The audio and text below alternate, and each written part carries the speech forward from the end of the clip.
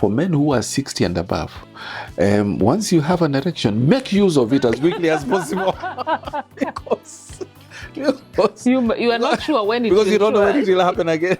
When you're starting, it was tall, dark, and handsome. Then there was financially stable. Then at some point, I'm like, God, anything that looks like a man, please bring. I will wash. I will clean.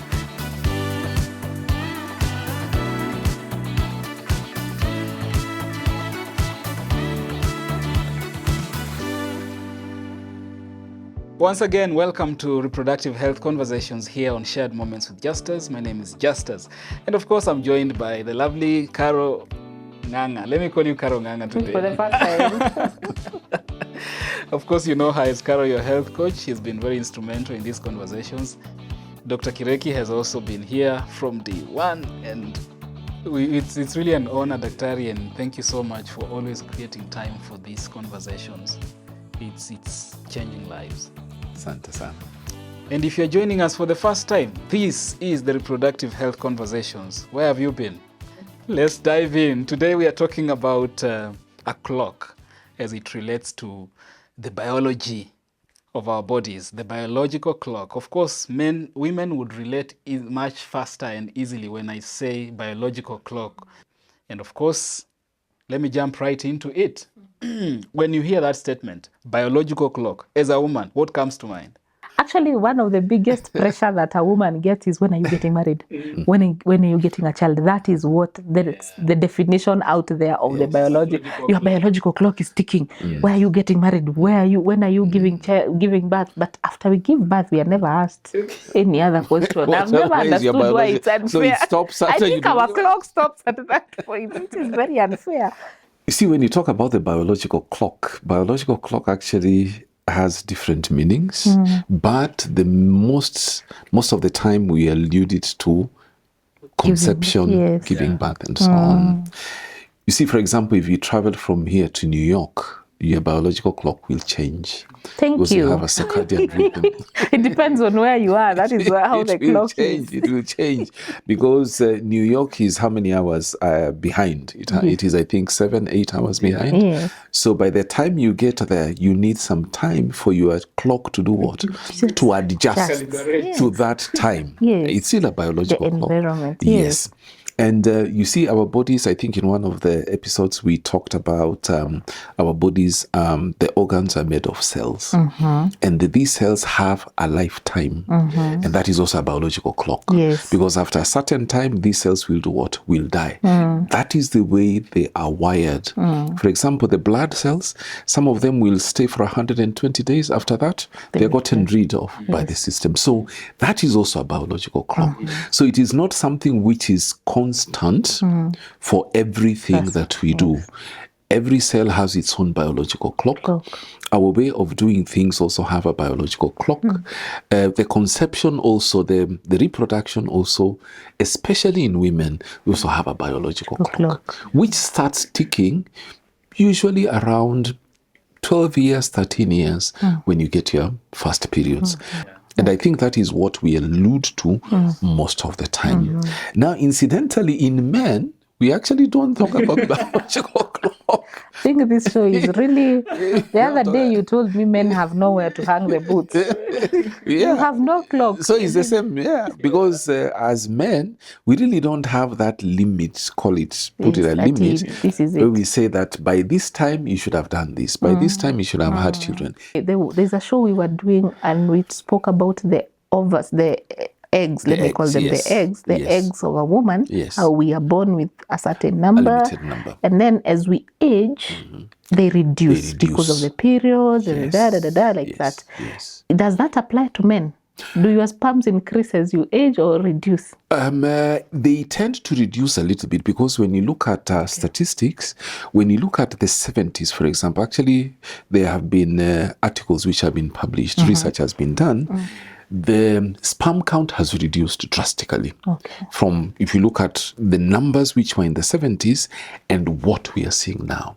There's a big reduction. You mean 70s, the years 1970s, oh, not the 1970, age. not the age, not the Okay, age. okay. Again, because of very many things, environmental things. If you look at what our parents used to do, they were completely different. They were more active, physically. Yes. They used to eat more organic foods, if Organic and anything, indigenous, and yes. so on. Very, very, And whole very little meals. processed foods, as opposed to what we are doing now or what our children are doing now. And actually, I've also noticed that because you see some of the guys, you look at the quality of the sperm. When we see a very good sample, it is very rare. Where you have, 300 million, 400 and something millions, you look and you say, Allah, Whoa. you also get some. Like you didn't expect. It is very rare. Yeah. It is very rare. So you find actually that that is actually true. Coming back to your question, that with time, talking about the biological clock as well, in terms of men, does the sample get better? Does it get poorer with time? I think it sort of tends to get poorer with the time, but it's not as bad as in women. Still remains millions. Still remains millions. Whereas in women, when it gets to, let's say, around 40 something, you find that the ovarian reserve actually drops drastically. So you find, whereas your AMH is supposed to be around 1 point something or more than 1, when it gets to 40 something, you find it's 0.02, 0.02, for example, and so it's very, very low, meaning the ovarian reserve is very, very poor. Okay, so for the... And again, for the men, if the man is able to have an erection, even at 70, and he gets a young lady at the right time, atampatia mimba. Why? For women, it is not possible. Yeah. Ilikuwa tu ni ya Sarah peke yake in the Bible. You defy all the odds. We are living in times where there's really so much competing for our attention. Yes. Which informs even our lifestyle. And people don't have, people would want to do certain things. Yes. To prepare for a better future. So you're saving yourself in many aspects for the future. So you're here very busy making sure you have all the investments right, making all the money, moving, putting your career in place. I'm trying to think for those who, for all those good reasons, find themselves now in their very late, side of their clock, now wanting to settle down. Yes. They are still in their reproductive age, maybe a woman in her late 30s, early 40s, and they conceive. Yes. What are some of the risk factors? I think that is a very valid and very important question that you've asked. And we are seeing actually some of those issues now. And actually, when I'm having lectures with the medical students, I actually raise it. I say, look, by the time you're finishing medical school, without any strikes like now, by the time you're finishing medical school, how old are you? And they tell me, well, it's usually around 23, 24 maybe. I said, okay, let's work with 24 years. 24 years, you finish medical school, you're supposed to go for internship for 1 year. Reach 25. Actually, that is the peak of reproduction. Early 20s, mid 20s.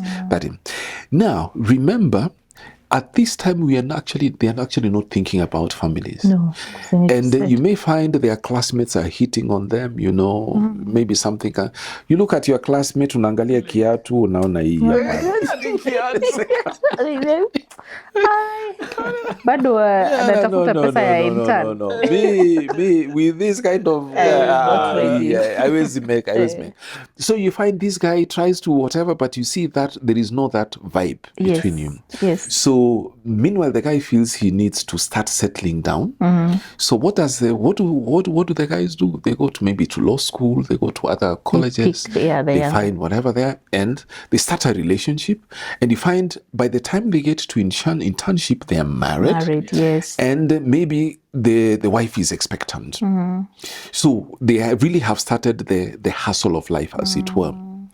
So now the ladies themselves naenda internship tunamaliza, and in order for them to later on to come back to medical school and do a specialization, they need to have worked for at least 2 years. Yes. So that's 27, 28. 27 up to 28, let's say. So they come back to medical school for postgraduate studies, and their colleagues who got married went and got married from elsewhere, they already have one baby. Yes. Okay, so then they're settled. The ladies tumeingia 27, 28, all of them are still hustling. So medical school, postgraduate school is 4 years. So tumeingia at 27, 28. So by the time you finish is 31, 32. Assuming everything went well. There were no issues, everything is okay. Now, postgraduate school is a big hustle. You don't have time for yourself. Sometimes you're in the wards, maybe sometimes 24 hours. Then after that, you go and do something else. And then remember, we are putting pressure on you. We need you to give us your thesis, give us a title of your thesis, start collecting, material, start writing it. So it's a lot of pressure. Very little time to socialize. Yes. So everything goes well, you finish your thesis, you finish your exams, 32 years, you finish postgraduate studies. You still have not got that license that you are a specialist, now you can work on your own. Yes. So you still need to work for 2 years before you get that recognition as a specialist. Tumefika miaka ngapi? 34. 34. 33, 34. Sawa. So you've got that license that now you are a specialist and you can work independently. Remember, you've invested so much time and money, or rather your parents or whoever it is has invested a lot of time for you to get here. And now, because this is what you have always wanted to do, you need to build your name in your field, whatever, whether it is pediatrics, surgery, obstetrics, whatever it is. In order for people to know that actually Dr. So-and-so is actually here, you need at least 2 years to 3 years of hard work. Yes. So To establish your name. Yeah. So you've reached 36, 37. Yeah. Sawa. That biological clock we are talking about, inakwambia, boss, it's fueled by timing. And you see, that is what you are talking about, that there are some things we need to invest in, school education, a profession, and then some income. And then, you've come so far, there are some things you've always wanted. That red Mercedes car that you've always wanted to drive. And maybe you want to, a piece of land somewhere, you build a house, whatever it is. Right? So you want to, once you get there and you get them, you're around 40s, 38, 39, 40s. And your social life is not there. Your social life is not there because remember all this time. Your classmate got married. Your classmate got married. That guy who was hitting on you, uliangalia kiatu kasema now he has 3 kids. Now he has 2 children, 3 children. Maybe they are finished primary school. And better looking shoes. Yes, and better looking shoes. So where do you start? And you see, usually it is you guys, ladies, who actually help us. You're the ones who support us. Yes. So ameendelea ana watoto wawili, watatu, mnatupaka mafuta Vaseline vizuri. So later on you meet this guy, you say, is this that guy? By the way, that is so true. The other day I met my campus mate after 15 years. I was like, you used to be this handsome. I didn't know he was. It's very true. You hear, all of a sudden you look very good. Ameoshwa, amepakwa Vaseline, sijui nini. Amefundishwa kutumia kama perfume hivi kidogo. And then you realize, so this guy had potential. Yes. But now it is gone. It is gone. Yeye ana watoto wawili, watatu. Now he's a real family man.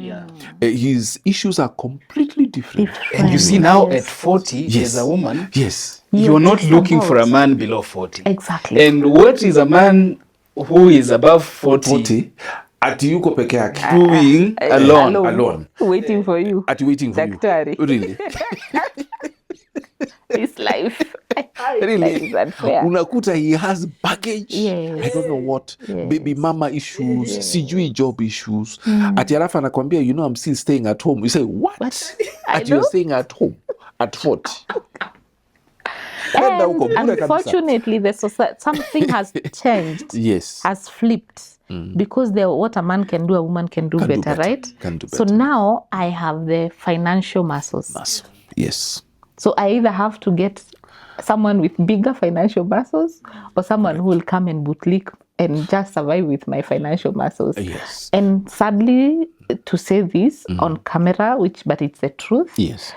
Most of the time when a woman gets financial muscle, if she doesn't have the right background, it gets into her head and she becomes someone else.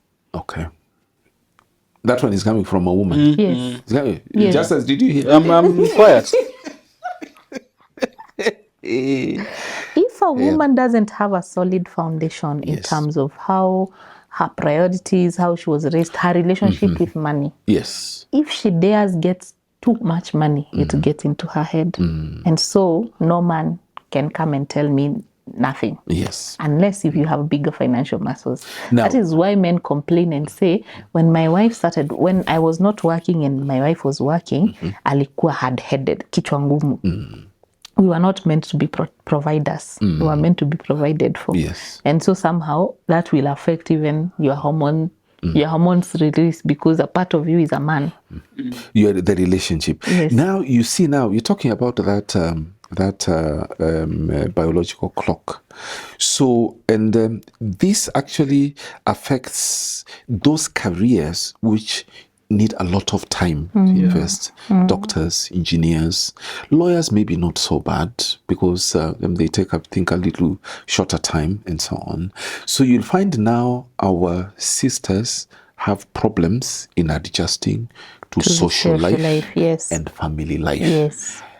Let us say, for example, that be it as it may, she's 36, 37, and she's got, her, what do they call them, in shining armor? This guy, the way they put them, he's my what? My what in shining armor? Oh. Is my yes, knight. My knight in shining armor. Yes. I'm a part of that knight in shining armor who actually has no baggage. Let's say 37, 38. Naye amekuwa akistruggle hivyo, naye amefika hapo. So they meet and actually they do get married. There are challenges now that will come. First of all, for 35, 36, 37 years, you've been doing things on your own. Yes. As a woman and as a man. Yes. Independently. So when you meet now and you come, honeymoon, sijui, whatever, hiyo huwa inaisha. Mnakutana nyumbani. Now that is where the real life begins. So you find adjusting to this life is not very easy. It's not easy at all. So that is one of the challenges. The other challenge, again, with the ticking clock, remember we talked about the ovarian reserve and age. Yes. So you find that ovarian reserve has reduced. And even let's say that it has not reduced so drastically, and bahati nzuri, get pregnant, and these pregnancies usually have a problem. Yes. They are what you call high-risk pregnancies. Why? Number one, you are, I don't want to use that word, it's not a very, very good term to use, an old primigravida. Mature primigravida is better. You're mature primigravida. These pregnancies, most of the time, they are riddled with miscarriages. We talked about aging of the chromosomal tissue. They are riddled with preterm deliveries. You find they have complications. We have to deliver these babies early. And these babies, usually when they're delivered early, they are put in what you call NICU. And of course, taking care of them is also another issue altogether. Yes. There are issues with high blood pressure. Yes. Preeclampsia. Yes. So issues with diabetes, which I mentioned some time ago.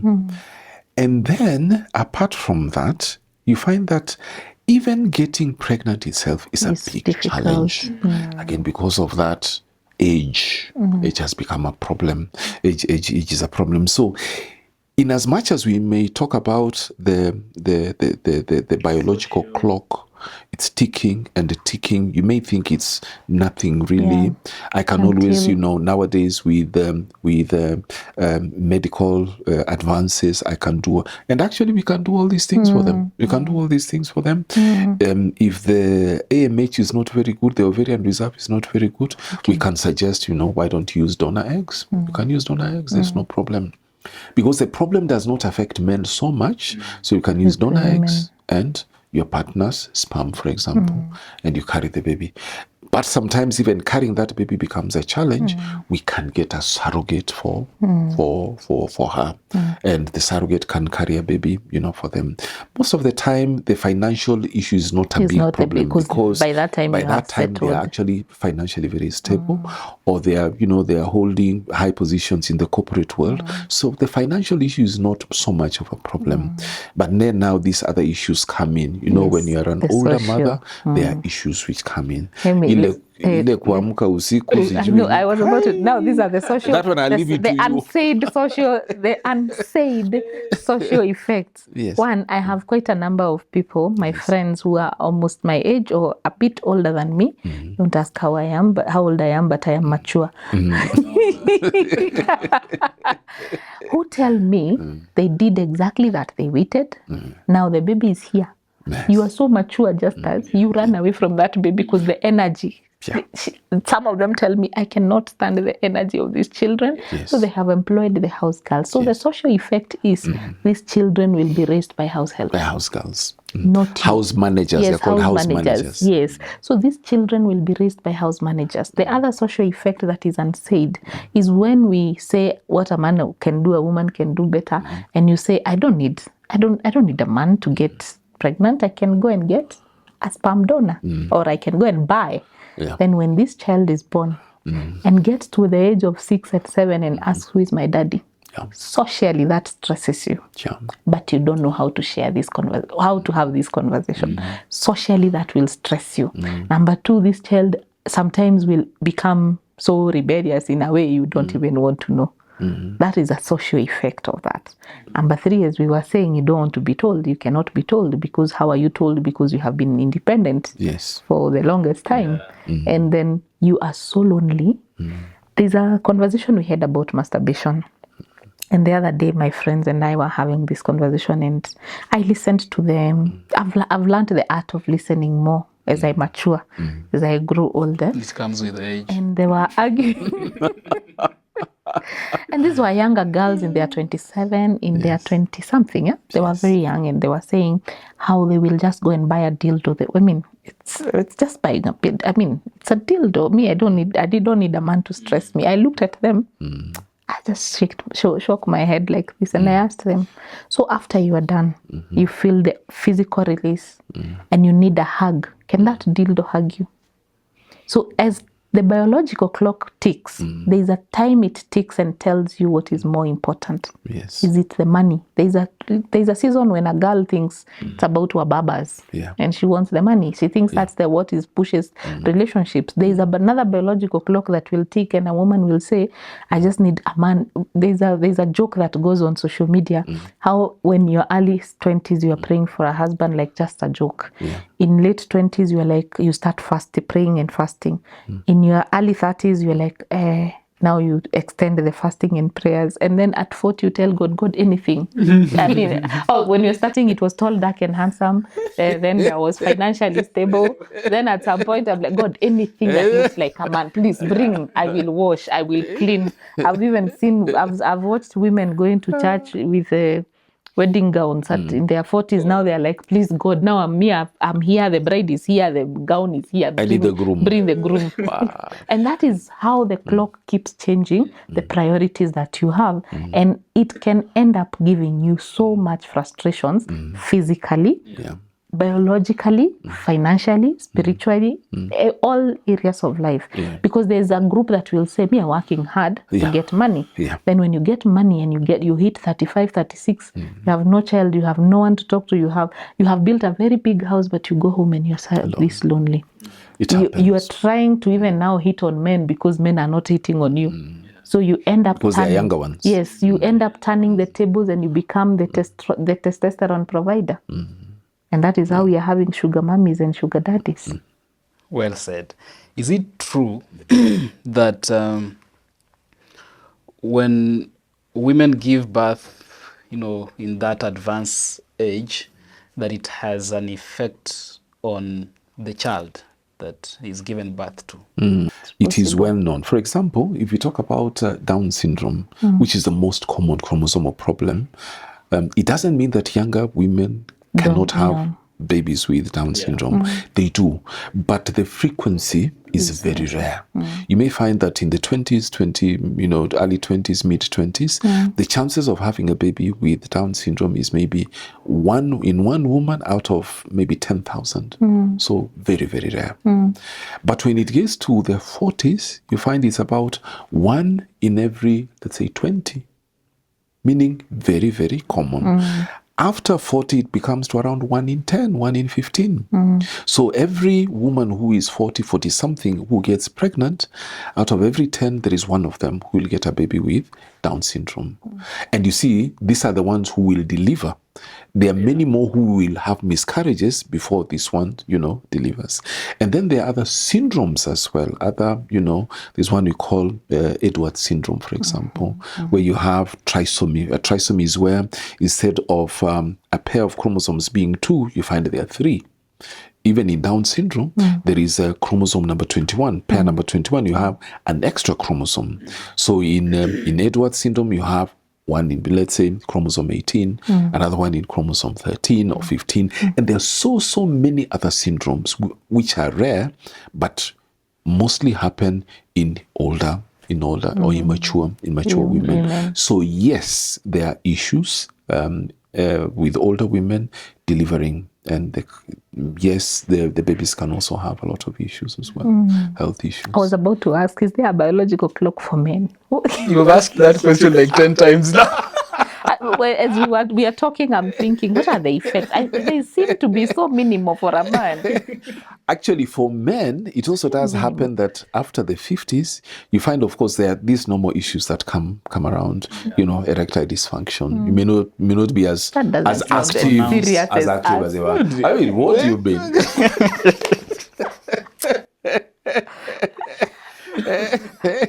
It is still a biological clock ticking.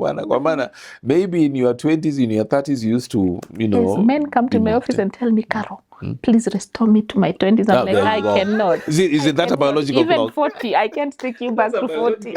It has gone. It is gone.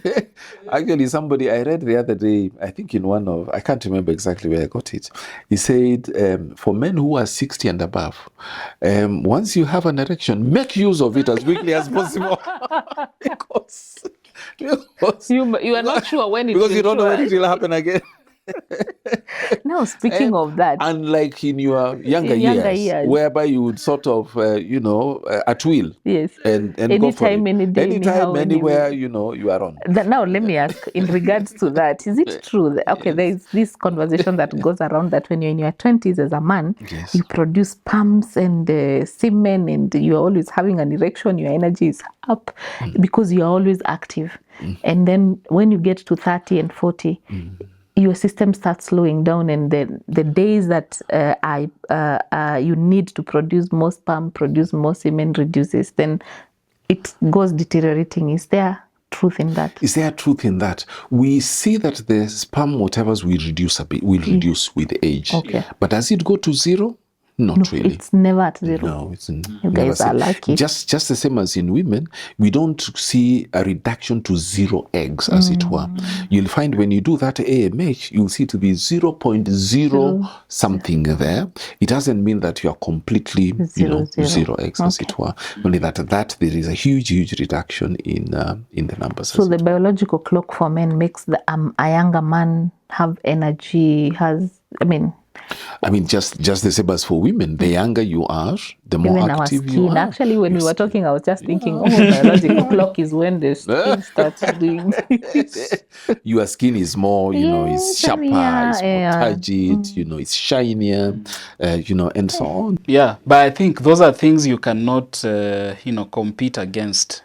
Time has to run, and it comes with its own things that you have to be alive to. Yet, I think still we cannot just also lay back and say, sin in nature.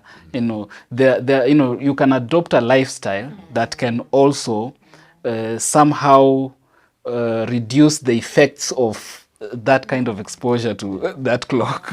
Yes, that's true. I mean, if you expose yourself when you are young, you're energetic, and you're abusing all the drugs that are there, trust me, by the time you're 40, you look old. If you choose, there's a question I always get from my clients when they ask me, how come before I lost weight, I looked old? But now after I've managed this weight, I've lost the weight, I look younger. You see, these are some of the things that, so if, for example, I am a younger woman, I'm not taking care of my skin, and you think it will not catch up with you, it will still catch up with you. I was young, and you decide you will misuse P2. It will come catching up on you later. So, but every stage comes with its own pros and cons. But I feel like from where I'm seated, as I age, I think I'm enjoying this side more than when I was young and stupid. I think this one is much better. There is a clip you should watch. It's called Ageless Woman. Ageless Woman, this is a couple. They're in their 70s in the US. And growing up, I think they were in their 30s or early 30s, or I can't remember exactly the age. And they had high blood pressure, they had diabetes, and they were grossly overweight. And their doctor told them, you know what, if you continue like this, you're going to die.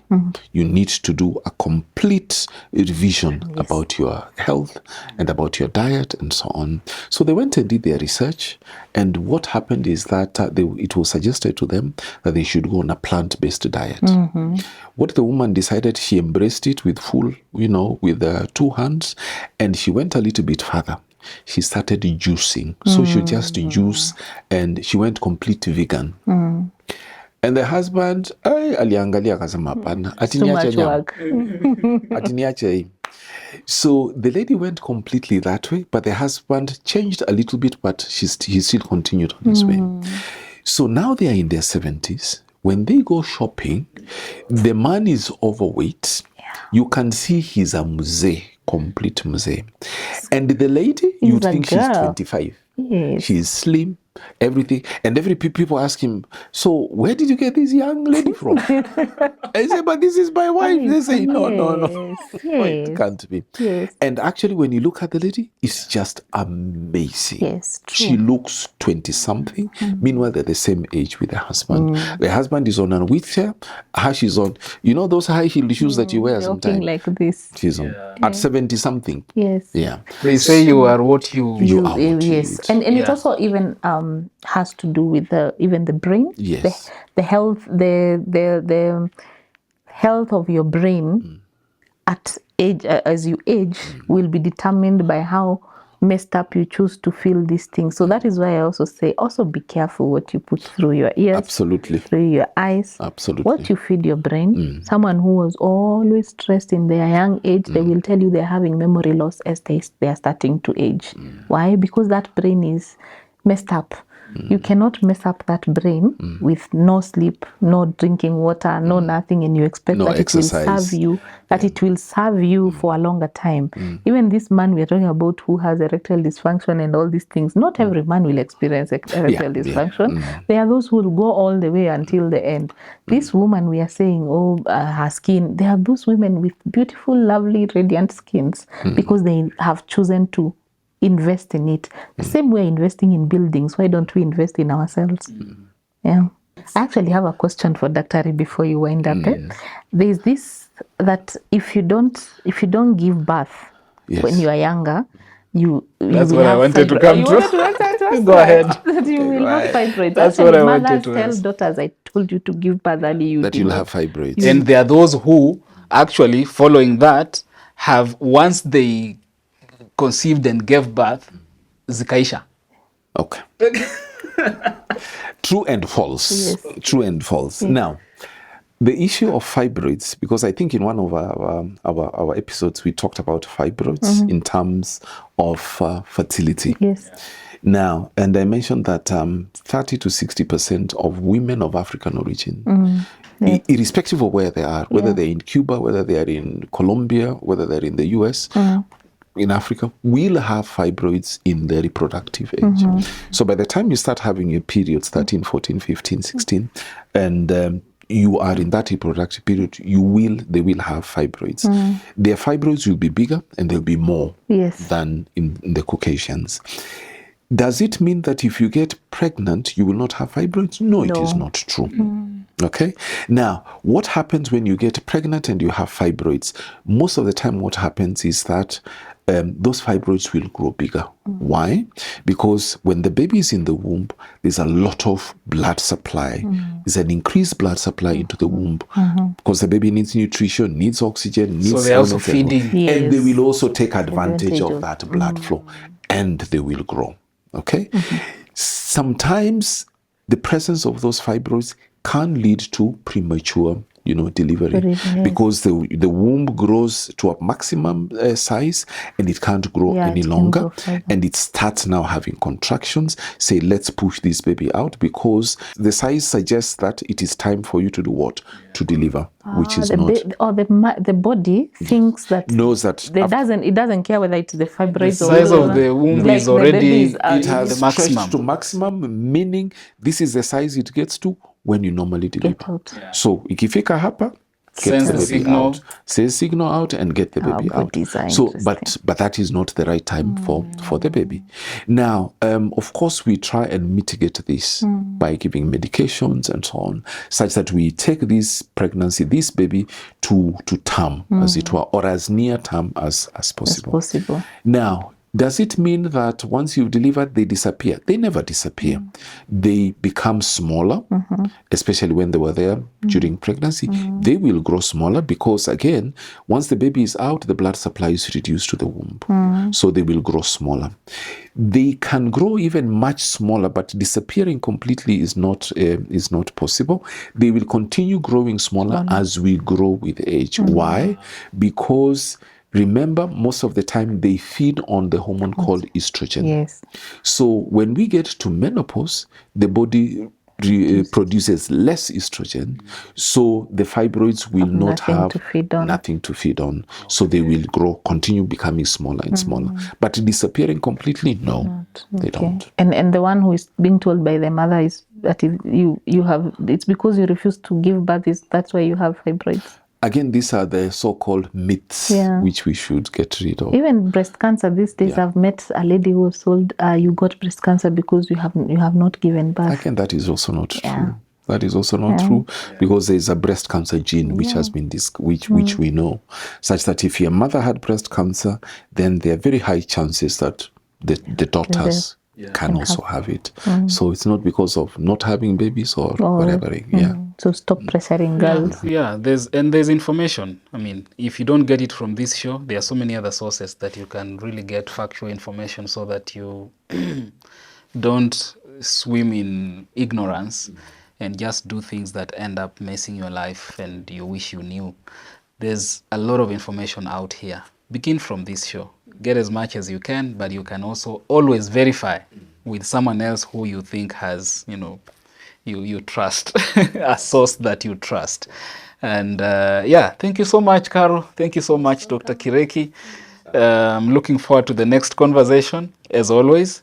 And for those who have stayed put to the end, we want to also thank you and pray that this conversation makes all the difference. If it's something you think someone else needs to hear, share the link. And this is going definitely to change lives.